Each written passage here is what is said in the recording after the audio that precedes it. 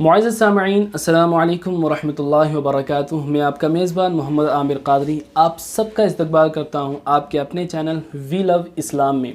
اور دوستوں، میری پوری امید ہے کہ آپ سب خیریت سے ہوں گے۔ دوستوں، یہ بھی سوال دل میں پیدا ہوتا ہے کہ آپ نے جیسے کل ہی شب قدر کے فضائل پر اور تاخرات کیا ہے اس کے بارے میں ویڈیو آپ نے دیکھا کہ یہ تمام کی چیزیں کیا ہیں، تو میں نے ویڈیو بنا کر کے ڈال دیا۔ لیکن یہ سوال پیدا ہوتا ہے کہ جو حدیث مبارکہ کہی جاتی ہے کہ بنی اسرائیل میں ایک ایسے شخص تھے جنہوں نے 1000 مہینوں کی عبادت کی، ان کے بارے میں کیا ڈیٹیلز ہیں؟ تو آج کی اس ویڈیو میں آپ انہی شخص کی ہسٹری اور ڈیٹیلز بتانے والا ہوں جو بنی اسرائیل کے تھے اور جنہوں نے 1000 مہینوں کی عبادت کی تھی۔ تو چلیے ویڈیو شروع کرتے ہیں۔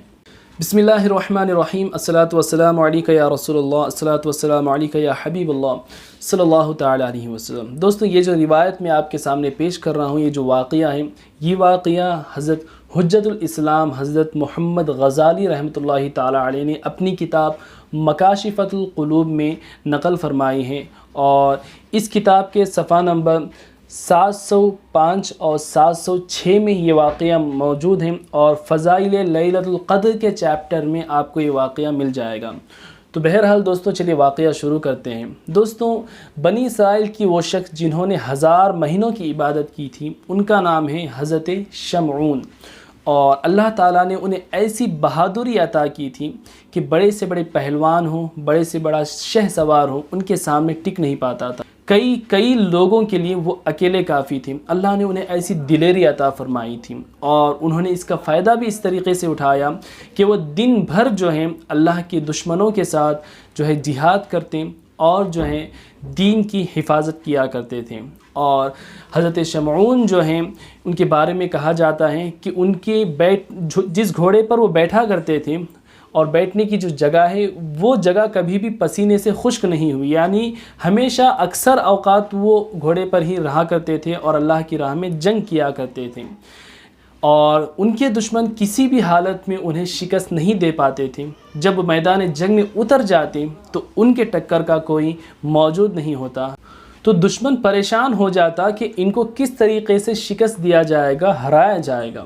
تو انہوں نے ایک ایسی چال چلی کہ حضرت شمعون کی جو بیوی تھی، ان کے پاس اپنا ایک قاصد بھیجا، ایک آدمی بھیجا ان دشمنوں نے، اور ان کی بیوی کو یہ لالچ دیا کہ اگر تم اپنے شوہر کو قید کر کے ہمارے حوالے کر دو گی تو ہم تمہیں ایک تھالی بھر کے سونا انعام میں دیں گے۔ تو وہ لالچی عورت اس بات پر راضی ہو گئی۔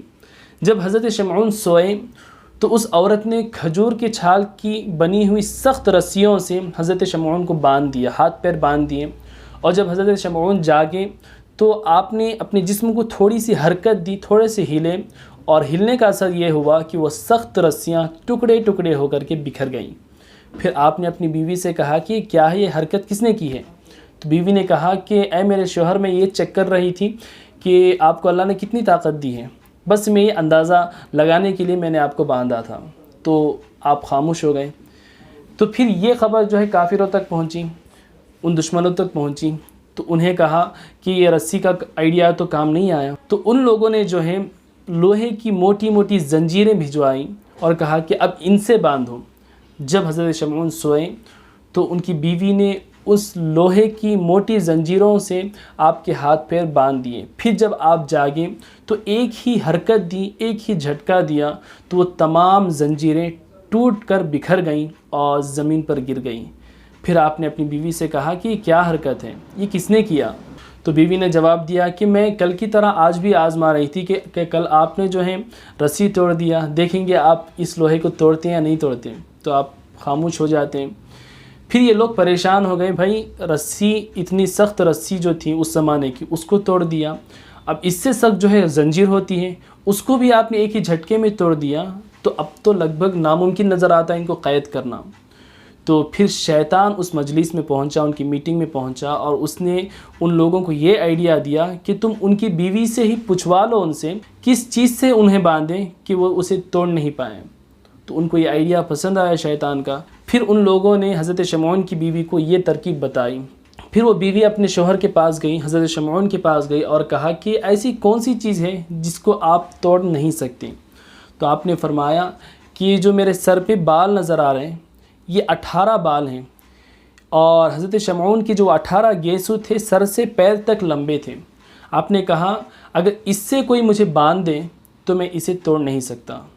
تو ان کو یہ آئیڈیا مل گیا کہ اس سے باندھنا ہے ابھی۔ جب وہ سو گئے تو ان کی بیوی نے 4 گیسو آپ کے پیر سے باندھے اور 4 گیسو آپ کے ہاتھ سے باندھ دیے، اور جب آپ جاگے تو ان گیسوؤں کو توڑ نہیں پائے۔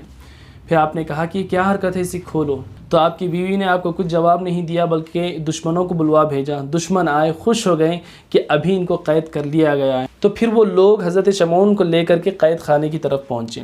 تو دوستوں وہ قید خانہ ایسا تھا کہ 400 ہاتھ اونچائی پر وہ قید خانہ موجود تھا، اور وہ قید خانہ ایک ہی پلر کے سپورٹ میں بنایا گیا تھا، اور اوپر وہ قید خانہ موجود تھا، ایک ہی پلر، ایک ہی ستون نیچے لگا ہوا تھا۔